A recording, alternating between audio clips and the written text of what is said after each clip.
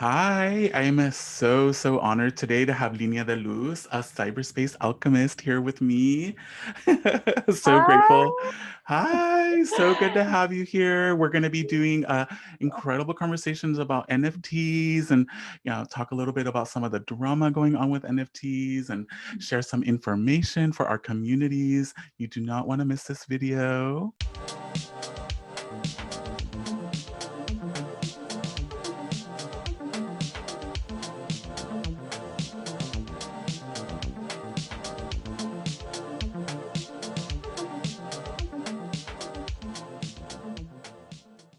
Welcome back. I'm so excited again to welcome you all here to my channel. If you're new here, please hit that subscribe button and give us a like so that you can amplify our work because we really want this work to get out to our communities. I'm so thrilled and honored to be able to connect with Línea de Luz today. For those of you that don't know them, Línea de Luz is a cyberspace alchemist. They're exploring creative forms of knowledge, construction, and dissemination through diverse aesthetic strategies. They implement the edited selfie as a medium to expand on queer self-representation and embodiment. They're living and thriving in La Ciudad de Mexico and Mexico City, crafting queer networks of love and resistance. And it is such an honor to be able to connect with you today. For those that are watching this, it's our first time also meeting here virtually. So it's such a special day. Thank you. That's such a magical introduction. Muchas gracias. Yes. So I am here connecting via the virtual space through such a special moment. And, this is our first time meeting, but I think it's such a powerful moment for, just two queer artists to come together to talk about important subjects, that are impacting us. So I'm here with, as all of you know, in this wonderful channel, in this wonderful space that has been crafted for us. I'm here with Edgar, Fabián, Frías, an amazing and someone that I am really fortunate to even just meet through this cyberspace. They are a multidisciplinary artist, curator, creator, magic soul, magic being, en esta reencarnación. They work in video art, they work in photography, they're working in sculpture and sound, and they're really focusing on bringing, all of these magical moments to social practice, to community organizing, and they're really generating these conduits for self-reflection, for curiosity, for empathy. Entonces, so lucky to be here and holding the space together with you. Oh, thank you so much for that intro as well. What a blessing to receive your words and to also be able to connect with you. And I think it's so special for you and I to get together to talk about NFTs because they're Yes. such a new topic. And I think there are a lot of people in our communities who have been sending me messages. I'm sure you've been receiving messages Mhm. as well. Mhm. And I thought this could be a really wonderful time for you and I to share what they are and Yeah. also why we're interested in them. If you want to maybe share a little bit about how you perceive NFTs and how you got into them, and I can share a little bit about my journey too. Yeah, thank you. Yeah, so I think like a lot of people, my first kind of exposure to NFTs was just kind of like this buzzword online, right? So it's coming out of this context of the cryptocurrency, right? Bitcoin has been around for a minute, like around maybe 10 years or something like that. So it's something that has been around for a while, but is just getting traction, right? Out of this context comes out crypto art, right? So I started hearing about crypto art kind of here buzzing around on Twitter, but didn't really pay a lot of attention to it. Obviously, a lot of things are happening, a lot of things are going on. But I think for me, when I really started it really grabbed my attention. And I think a lot of people will agree with this, Right. was this moment when Christies announced that they would be auctioning off this famed artist now called Beeple, basically a piece that they've been working on every day for 13 years, something like that. So it was sold, auctioned off for millions of dollars. Christie's is kind of an institution in the art world that pretty much grants you legitimacy. So this was a moment where I first saw digital art being related into the art world for this. I think for me as a digital artist, it had always been kind of a moment of like, yes, I consider myself an artist, but what does it mean when, this traditional art world is kind of having its foot in the door into the digital art world, but not actually trying to incorporate it or actively engage with it, right? So I started kind of hearing about that then I started doing my research on NFTs, but there's a lot of information out there. And fortunately, I was able to talk with Edgar about it. We've had some, discussions, some questions, being thrown around at each other. But that's kind of like my first instance into this NFT world, right? So just kind of like a lot of doing my own research, which has been also an overload of information. So I think this is why Edgar and I decided like, hey, we should talk about this and have a resource for our community to be able to kind of just like get an idea of what's happening. Again, I don't consider myself an expert. This is something that's very recent for me, but I think as a queer digital artist of color, as a femme identifying queer artist of color, I think it's important to hear it, and to share it with, my community, because I think the narrative right now is very dominated by a particular identity. And I think that's, we need to work actively towards creating more resources. Yeah, I love that you say that. And I think that's one of the reasons why I think it's so special for you and I to come together to talk about this, because I highly am wanting to encourage more femmes, more queers, more folks of color to come into this space. It is definitely a space that is dominated by cis white men, like many spaces are, including the art world. And you bring up that legitimacy, and I think that NFTs really are offering a potential for transforming lots of hierarchies. I think that's something that I find really exciting, that there are a lot of gatekeepers, there are a lot of hierarchies that have been created around what is good art, or what is valuable art. And I know, as a non-binary queer person who's been making digital work for a long time, it's definitely something that I have not valued very much myself as an artist. I have so many digital files that I've just thrown away or lost, or like not even thought of as even relevant. So NFTs are giving the potential of artists to create a provenance for their work and really attach it to their names, and not only disseminate it as much as they want, but also create an object out of it so that people can collect it.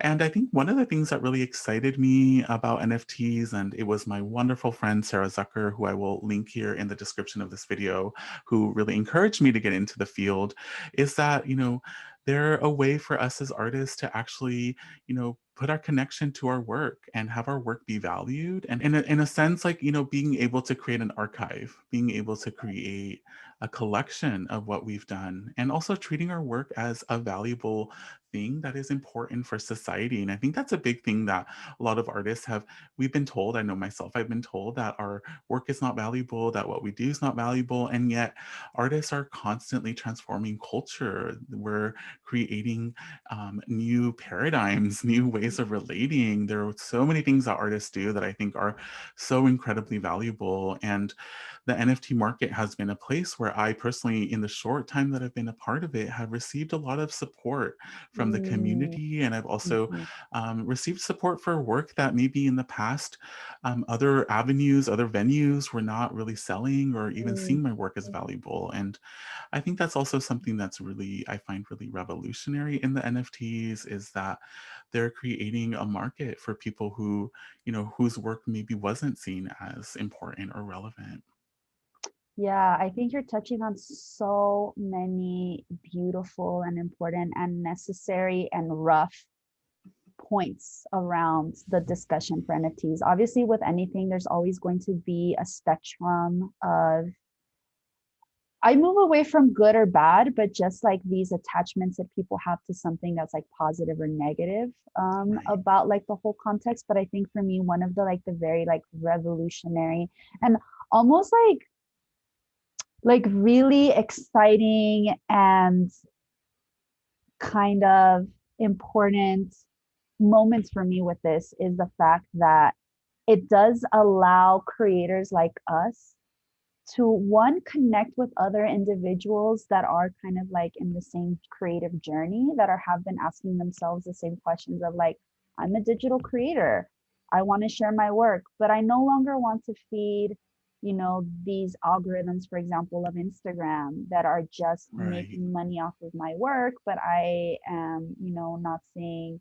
any type of, let's say, economic benefit of it. That obviously I wish I didn't have to rely or have to talk about the monetary aspect, but I think coming from a socioeconomic background that, you know, we're all, you know, being first generation, where the whole thing was just like, how are you going to make a living? How are you going to Right. sustain yourself, you know?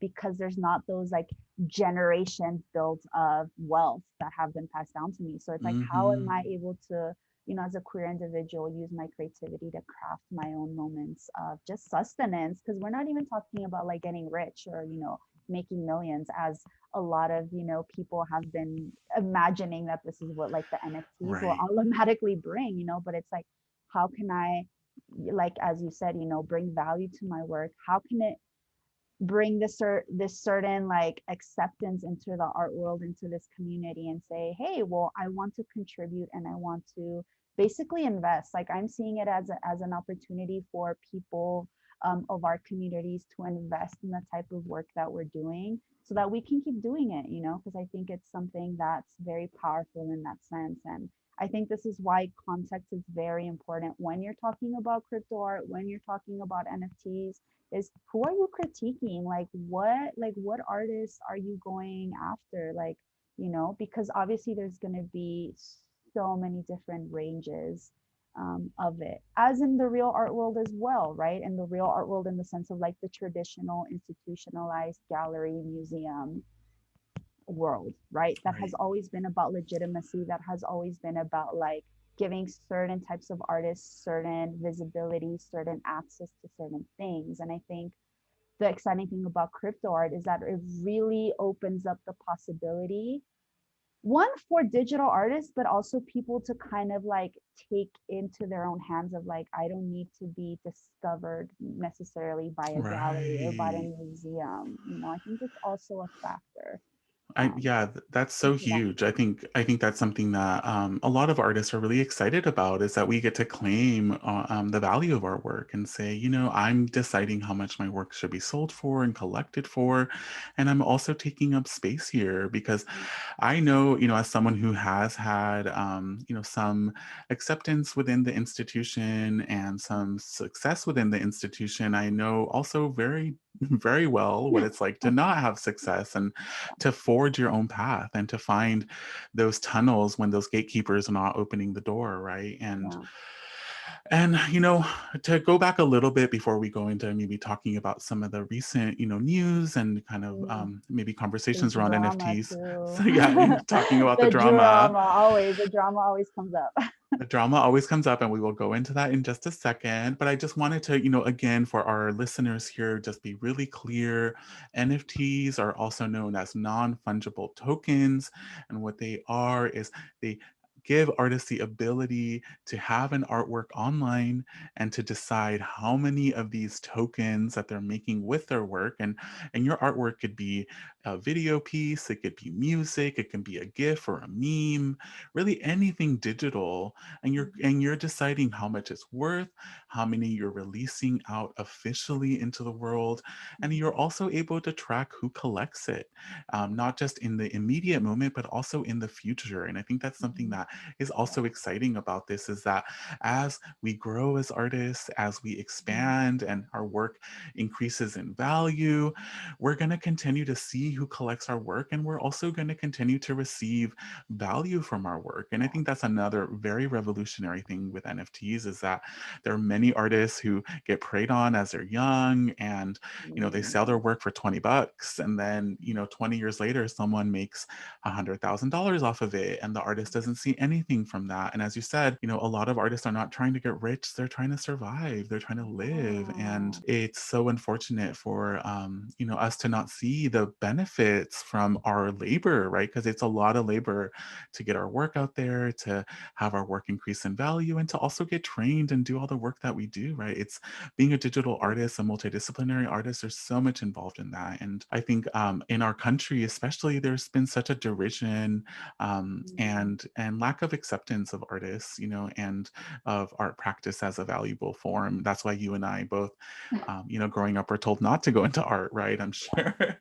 Yeah, definitely. Even now, you know, and I think this, again, this whole NFT discussion opens up so many different like shades and colors and opportunities and textures to expand on what it means to be a creator and what it means to be an artist. Right. I think it's very valuable to be able to put our work out there in a way that says, hey, you know, I have these official, you can call it, or what, however you want to think about this, these authorized, these um, officially archived into the blockchain number of pieces, you Right. know, if you want to collect it, you can contribute to making, you know, to the makings of my future work. And I think that's something that's really special. You know, I, again, for me, I see this as how can people invest in the type of work that we're creating, and how can they invest, you know, in our future to keep creating these pieces, right? Because again, digital files are infinitely copied, right? I mean, to me, like, for my opinion, I don't see this as a point of just like wanting to copyright work or wanting to kind of like monopolize it. Some people might think of it that way, but I think for me, it's just like, hey, like, this is a digital piece that I have. Like, do you want to control? Like, it's very difficult because it's like, how, when we move within an art world that has always fetishized an object, that has always been Right. about owning an object and owning a painting, and oh, this painting is exclusive, and yeah, there's like, you know, copies or things out there, you know, but I have the official one in my vault. Like, it's kind of very difficult to transpose that to digital art because it's out there, right? Like, once you put it out there on the internet, it's out there and people can download it, save it, screenshot it, what have you. But it's more about creating these opportunities for people to see some sort of retribution for their work, and in order to keep creating that type of work. But Right, and of course, allowing us to keep disseminating it too, right, freely. I think that's a big part of it is that it can be supported and collected and it could be a part of people's collections. And that doesn't mean that we have to hide it because there's so much yes, art out there that only has value because it's hidden away. You know, it's hidden away from people and yes, it's not seen and you have to rent it or you have to pay to have access to it.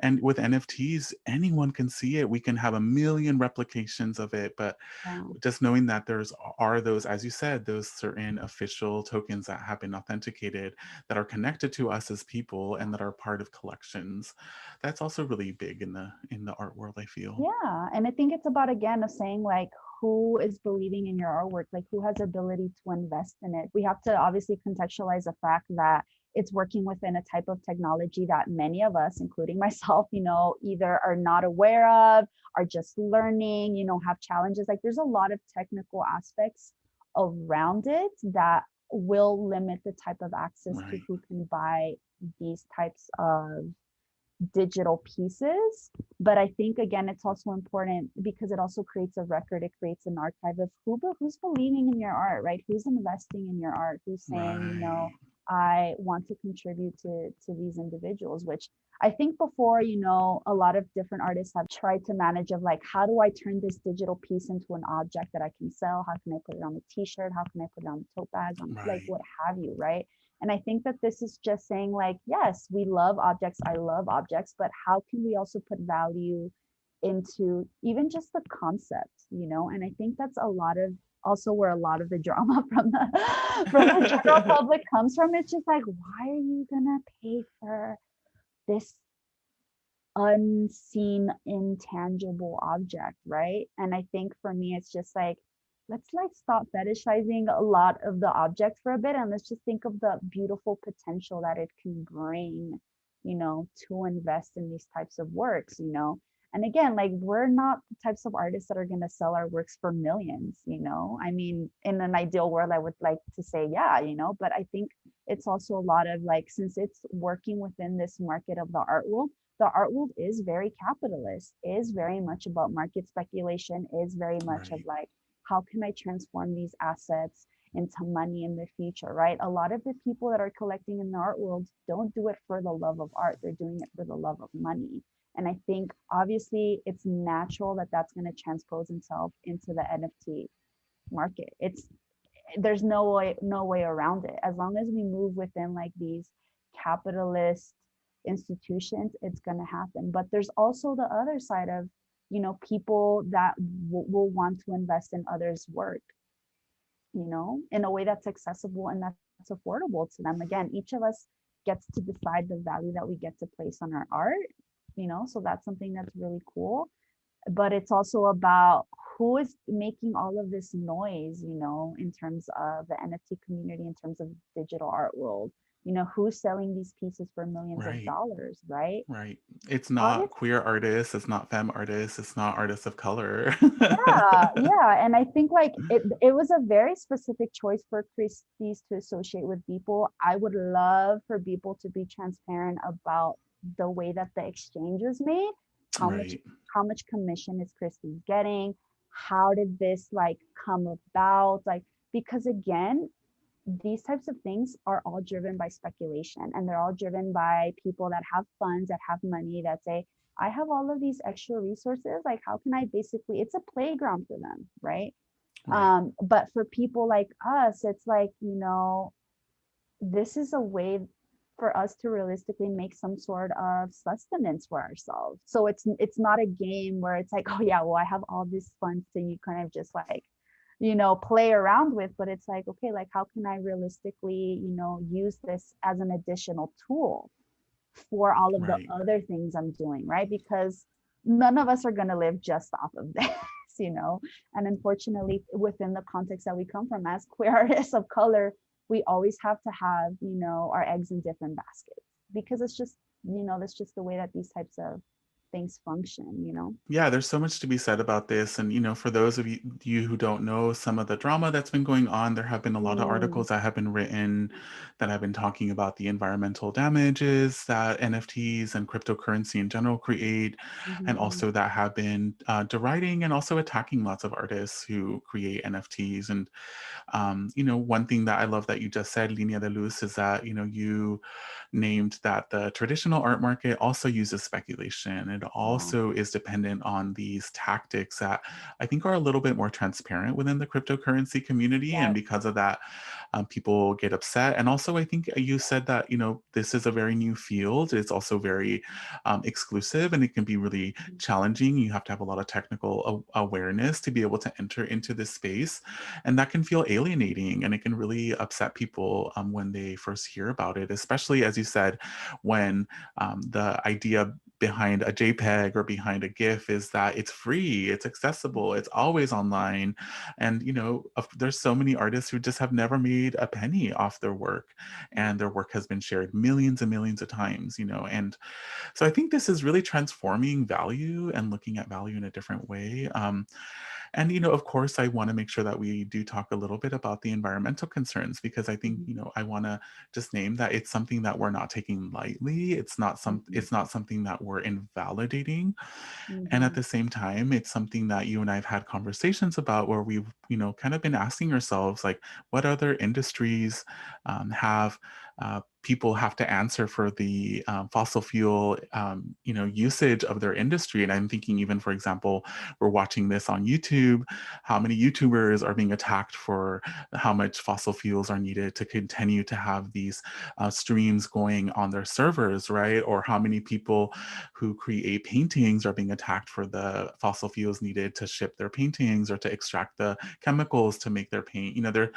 And so I feel like there has been a moment where NFTs have been attacked for political, economic, cultural reasons. And I think part of it is that they are really transforming culture. And they're also going to be a huge part of our future, no matter, I think digital files are going to be an incredibly important part of art and cultural context in the future, and today as well. And so I think this is really giving artists a lot more agency, a lot more freedom over their work, a lot more control over their work. And I know that that's definitely a threat to some people. Yeah, no, I think the environmental concerns definitely, when I first started exploring more about NFTs, obviously it's one of the first things that pops out. It's one of the first critiques. And I think obviously, again, what you mentioned is super important with anything that's like super new in these types of fields and cultural developments. There's always going to be pushback. There's always going to be critique, which again, like I'm personally fine with. I think it is important for people to question the ecological impact of their actions in every single sense, right? Definitely. And I think it's, I like that energy and I like that, you know, that intention, but also how can that intention be directed, you know, or misused, which is something that I've been noticing a lot, is like, when does it become like constructive criticism versus when it just becomes like outright like harassment, and violence, right? Because there's been so many different artists that have been like self-censoring themselves, that have, you know, been reluctant to share, that have been, you know, kind of scared because of this pushback, which is it's very intense. And again, it's like, who is doing this pushback? Who are they pushing back to, right?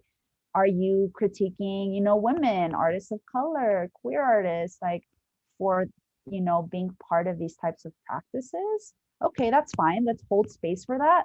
But also let's hold space for all of the other types of things that are happening. And it's not to say of like, oh, well, you know, you can't say anything because at the end of the day, you're engaging in these practices that generate the same amount of ecological problem. But it's more about, you know, holding context and remembering that everything we do within this capitalist society, because of the way that it functions on extracting value in a way that is unsustainable, is going to generate an ecological impact. But again, I think what you mentioned about the transparency of NFTs is that it's allowing people a little bit more visibility and a little bit more access to see how it's functioning, right? And again, when I started doing research about this, I'm trying to see where people are getting numbers, where people are getting facts. And I'm finding that a lot of the information is just like something that someone said and it got traction and it started spreading, right?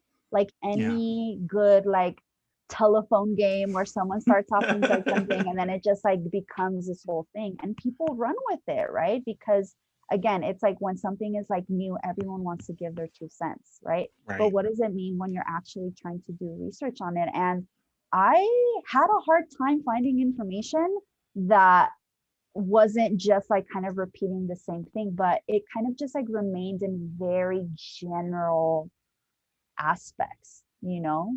And again, this is something that's very recent and very new. So it makes sense. But I think also moving forward, it's important for us to question, you know, where we're getting our information, where it's coming from, because like I said, you know, me trying to do research, there's very few resources that are particularly talking about Ethereum. It's like, yes, conceptually, we know how the blockchain works. We know that Ethereum wastes a lot of electricity because computers have to confirm every basically, I guess, block Right. on a lot of different machines around the world, and that uses a lot of energy. Yes.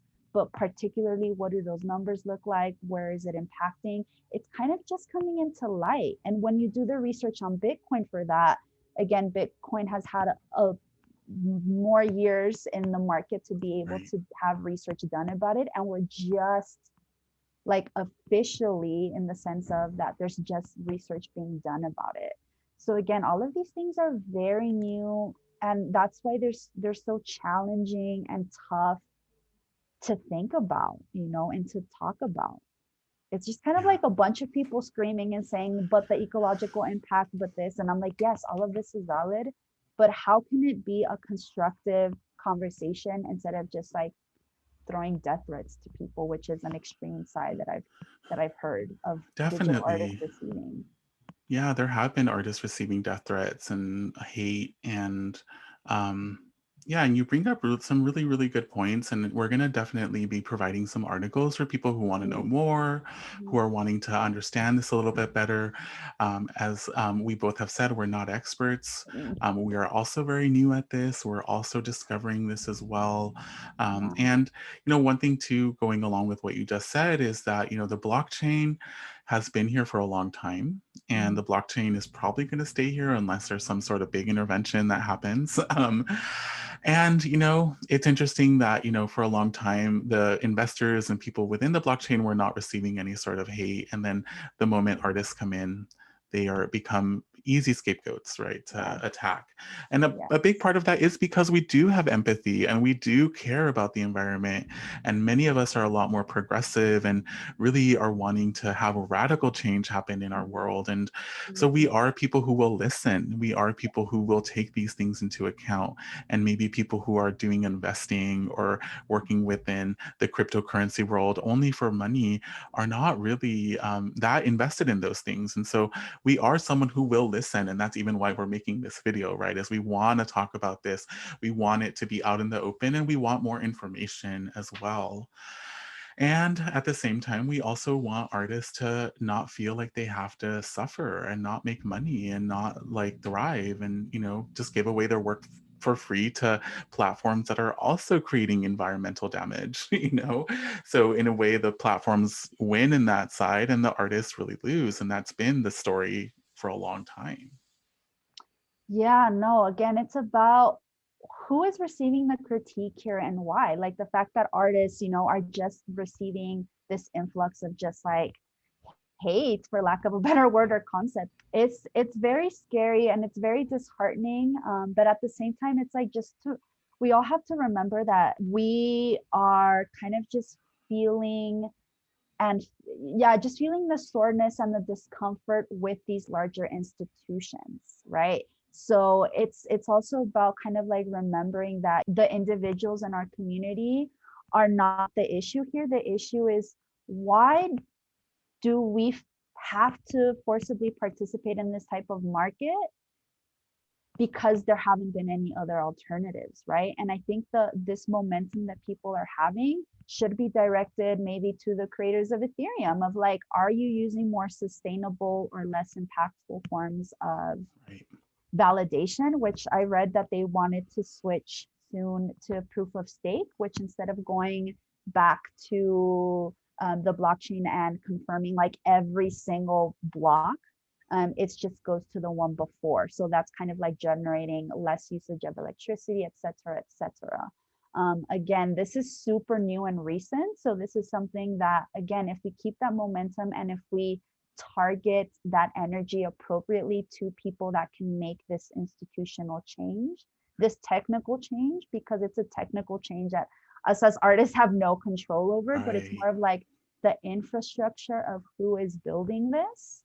If we direct our concerns towards those individuals, we can use that energy and we can use that critique and that concern for the environment that all of us have in a way that can be beneficial and actually, you know, develop some sort of change in that sense.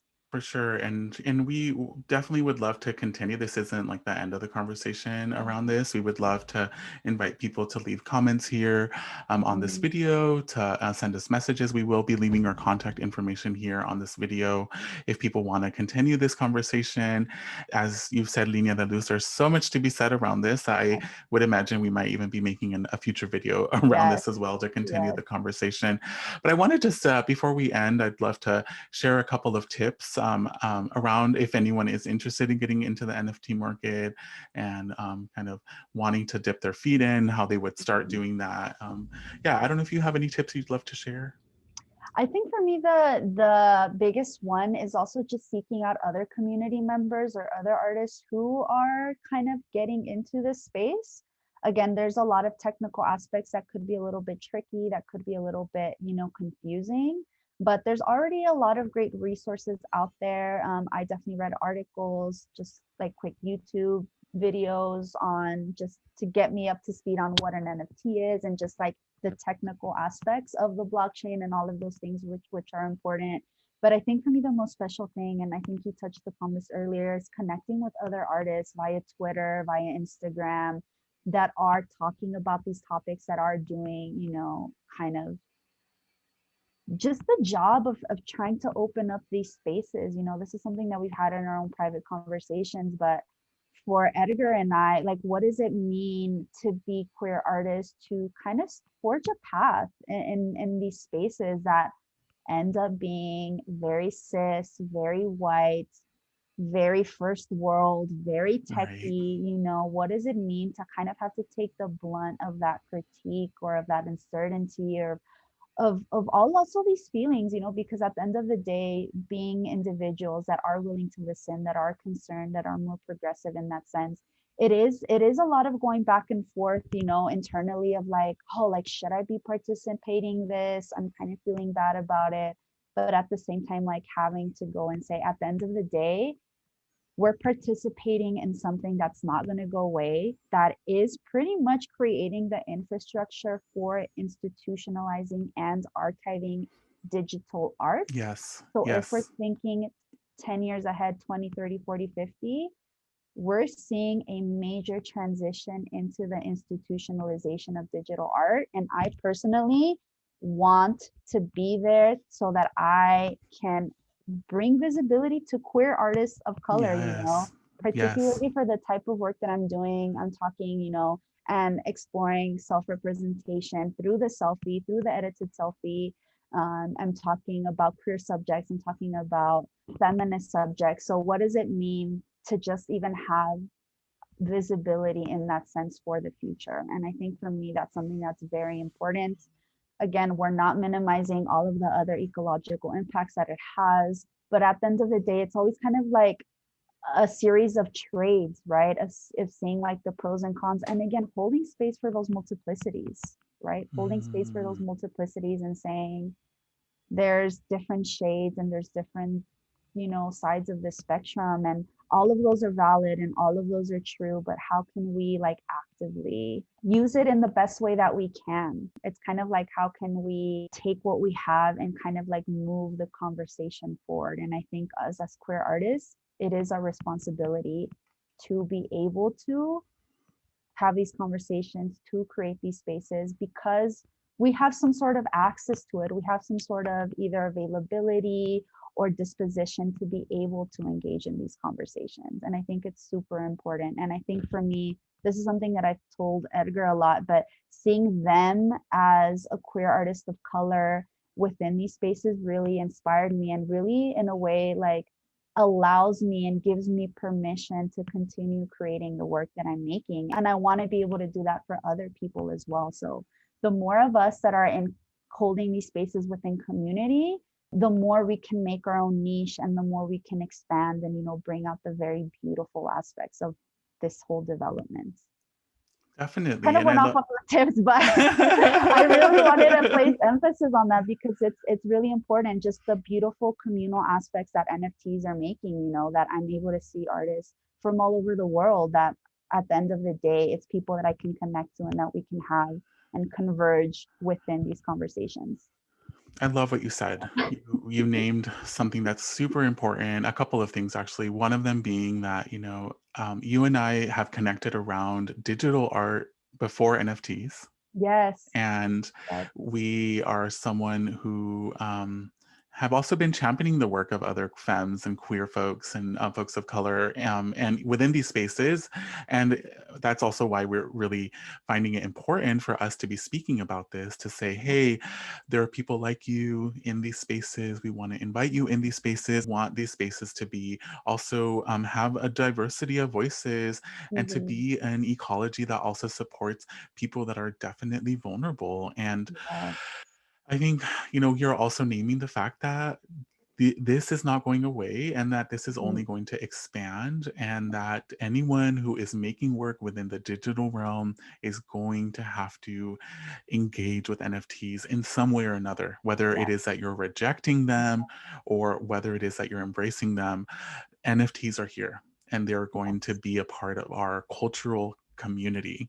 Yes. And so it's definitely important to start this conversation now. And I love what you also said around community, because I think that is the most important thing within this space, Yes. is to not treat this space like a market. It is actually a Mm-hmm. community. Yes, we are investing in each other. We are Mm-hmm. collecting each other's work. But I think, Mm-hmm. yeah, at the end of the day, what we're really doing is building networks and Yes. building connections with other people who make artwork like us. And Yes. that's also really special that Yes. this platform can be bringing so many of us together.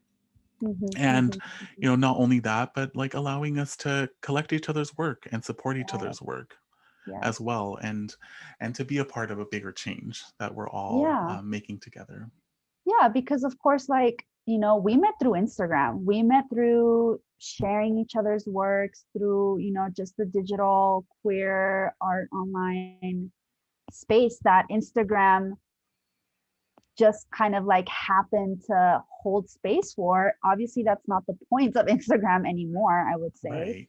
But it's also like even how within these platforms that are meant to capitalize on individuals, even within these spaces, like how can these tools be used in a subversive way to Mm, share, to create to invest. So I think, again, like with any platform, yes, there's going to be issues. I personally have a love-hate relationship with Instagram, but at the end of the day, I'm on that platform because it's allowed me to connect with individuals like Edgar, with other individuals that I have not met personally, even particularly within this context of, the last year of the pandemic, that I've been able to connect with people online, and that I've been able to kind of like craft this queer little magical art space, on my Instagram, where I'm able to share these resources, where I'm able to see others' resources. So again, I think it's about, within this larger conversation of NFTs, there's so many things to be said. There's going to be so many different aspects of it.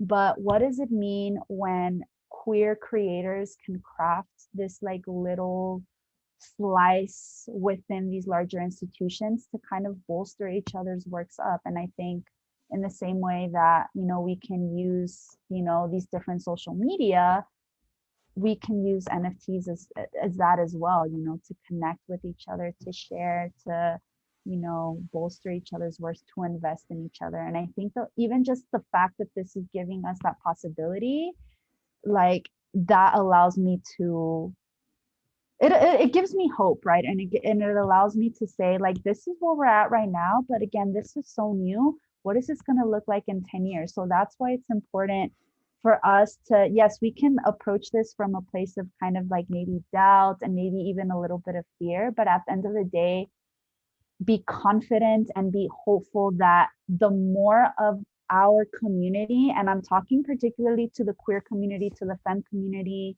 to people that, are not working within the first world, the more of us that are taking up space within these new developments, the more ability we're going to have to direct the conversation to where we want it to go. So please, like, again, don't let fear, don't let doubt, or don't let, this potential like negativity aspect prevent you from taking part of this community if it's something that's calling towards you. Because right now we are shaping the narrative of the future of digital art. So I want that future to be queer. I want it to be non-binary. I want it to be Yes. trans. I want it to be marica. I want it to, Praise. be in different languages. Like, I Yes. want it to become a space for all of us to engage with each other, right? Like, I don't want to focus on, the cis white capitalist investor that's speculating and trying to make money. Like, I'm trying to invest in my friend's art. I'm trying to, really like take the conversation in that way, and at the same time still be critical of the institutions that we are a part of, right? Again, we're all part of very various institutions that, that we can still critique consciously, but at the same time we can move forward in some way towards where we want it to go.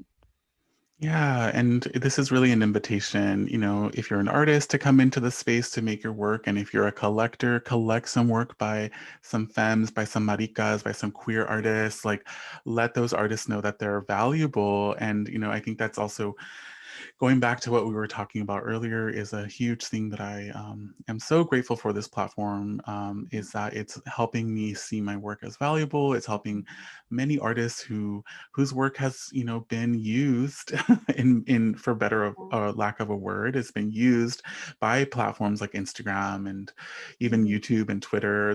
They're dependent on people producing free content, and for artists to take that control back, and to also have a bigger voice within the space, and to say, my work deserves to be seen, it deserves to be supported and upheld, and to be a part of the conversation. And yeah, no matter how many negative articles come out, I feel like the NFT space is going to be here. It's going to continue to grow. We invite you into this conversation, and we also invite you to come and check out our artwork, and to check out our Instagrams, and to check out the work that we're going to start minting as well.